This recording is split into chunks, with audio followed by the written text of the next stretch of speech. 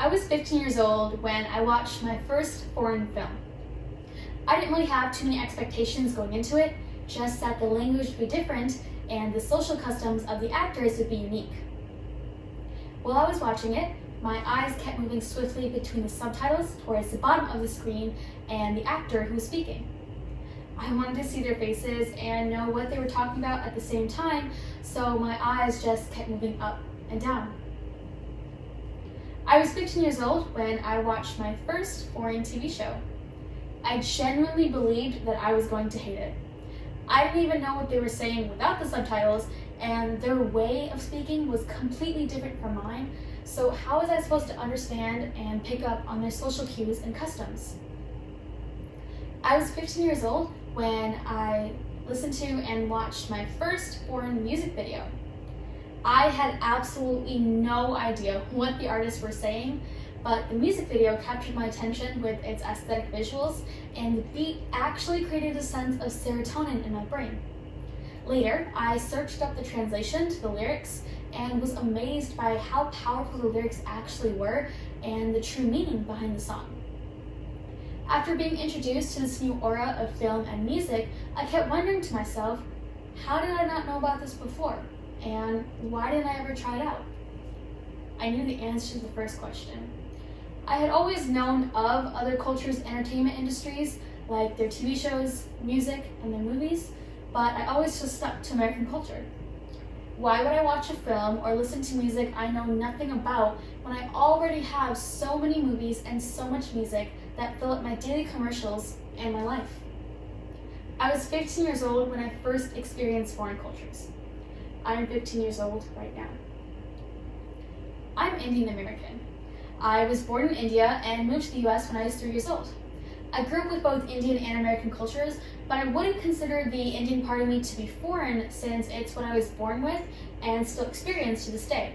And American culture is what I grew up with. Parasite was the first foreign film I'd ever watched in my entire life. Of course, I watched it because it won Best Picture, Best Original Screenplay, Best International Feature Film, and an abundant amount of other awards at various award shows. But the movie absolutely amazed me. Everything about it, from the symbolism that it portrayed to its thought-provoking concepts, and the way it was a bit of a psychological thriller. Money Heist was my first foreign TV show I watched. The show storyline got me hooked in the first minute of watching it, and it was such an exciting series that with every single episode, I was left on the edge of my seat. BTS's song On from their album Map of the Soul 7 was the first foreign music video I'd ever watched. With just this one video alone, I was immediately hooked into the culture of K-pop. The utter importance and significance of subtitles and translations cannot be emphasized enough. The subtitles and translations provided for foreign media convey the meaning beyond a straight word-for-word translation. Without proper subtitles and translations, those translations would cause negative perceptions of one's creative senses, meaning it would act as a linguistic barrier. But if there are already so many subtitles provided for most foreign media, then why do some people still live in that closed-minded mindset of sticking to a culture they already know extremely well and not exploring other cultures? Let's talk about K-pop for a quick second. K-pop, otherwise known as Korean pop music, has just recently made its biggest surge into American media. However, it still really isn't accepted into mainstream lives because many people have heard others hate on the genre, so they would find it gross too. The most common reason why people don't like K-pop music is because they can't understand what the artists are saying since they're singing in Korean, so they can't connect with the music. This is where the first barrier begins. Music is a universal language of mankind.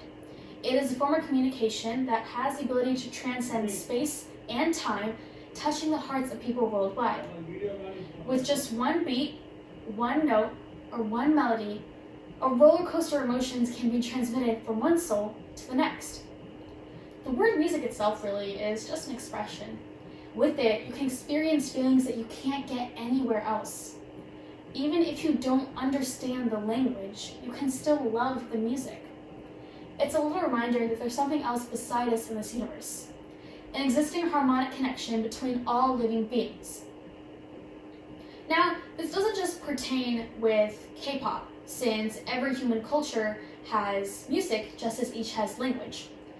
But with those distinctive styles and genres of music, we must remember that with the ability of music, we are able to transcend the barrier of language. It's a bridge connecting cultural heritages and different backgrounds. It erases the line that defines all borders and allows a group of people to feel the same thing at the same time. It is only up to us to see past that page of translations. Now, if you truly want to know the meaning behind a song, by all means, search it up. We live in a world where technology is thriving and connecting us more and more. And in just a few seconds, we have the resources to surpass all of these linguistic barriers. Another type of foreign media that is continually looked down upon is anime. Anime is a style of hand-drawn or computer animation originating from Japanese film and television. Now, there are a considerable amount of anime TV shows out there that are in a foreign language to many people, but most of them are available with English subtitles. So then why is the genre still disregarded? Because it's Japanese? Writing off an entire medium just because it's too different in terms of language and culture is quite an appalling outlook on something that a lot of people may not be familiar with. It's what starts the disconnection between different groups of people. Most of the people that do dismiss anime are entirely unaware that disliking something because of virtue is completely problematic to connection culture. And then to view the people that do watch anime as childish, irrelevant, or inferior, these are all just contributions to subjective culture that is the reason why foreign media is not accepted by so many people. This culture arises around any type of foreign language TV show or genre.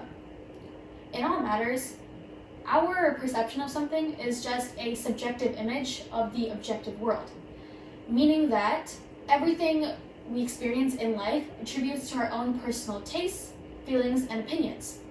The matter of action is to break out of our subjective identity and start seeing foreign media from a different perspective. At the Golden Globes, after winning Best Foreign Film, Bong Joon-ho, the director of the award-winning film Parasite, said this in his acceptance speech: "I think we use only one language, cinema. Once you overcome the barrier of the 1-inch tall subtitles, you'll be introduced to so many more amazing films." There are so many people out there that watch movies that have feelings of familiarity. It has an actor or actress they like. It just recently came out. It is obviously in a language they can understand, and once they watch it, they have feelings, they have sensations of normality. It's something that they're used to. But watching movies just for this reason, or not giving foreign movies a shot because they don't belong in one's comfort zone, it doesn't contribute to being cultured, to have an appreciation or any ounce of respect for the beauty or the finer things in life. It doesn't contribute to being cultured or to be educated, to come together with others and not only increase the outlook of our well-being, of our individual selves, but our community as well. Movies awaken our visions, and they change the way we see things. They open our minds, and they have the influence to shape our perceptions when it comes to entertainment toward the objectives of adulthood. Comfort zones, on the other hand, they limit our mindset when it comes to viewing the world, because with comfort zones, we are only used to what we experience in life, and we don't try to see through the lives of other people. So why is it that we can't seem to see past that 1-inch barrier of subtitles, that one page of translations? The truth is, we can. Of course we can. We have the power to discover the beauty of the world and explore the cultures embedded in it. It's one of the biggest ways to connect ourselves to our humanity, to know that there is more than what we know out there. It all starts with trying. Trying a new foreign TV show, song, or movie, to just sit there and listen and watch and take it all in. With just that one action alone, we are transcending language, and it means so much. To alter that closed-minded mindset, to see beyond what we are used to, what we are familiar with. to overcome that roadblock of subtitles and translations. Only then do we have the ability to celebrate the beauty of foreign media and open our eyes to the crazy, lovely cultures of the world. Thank you.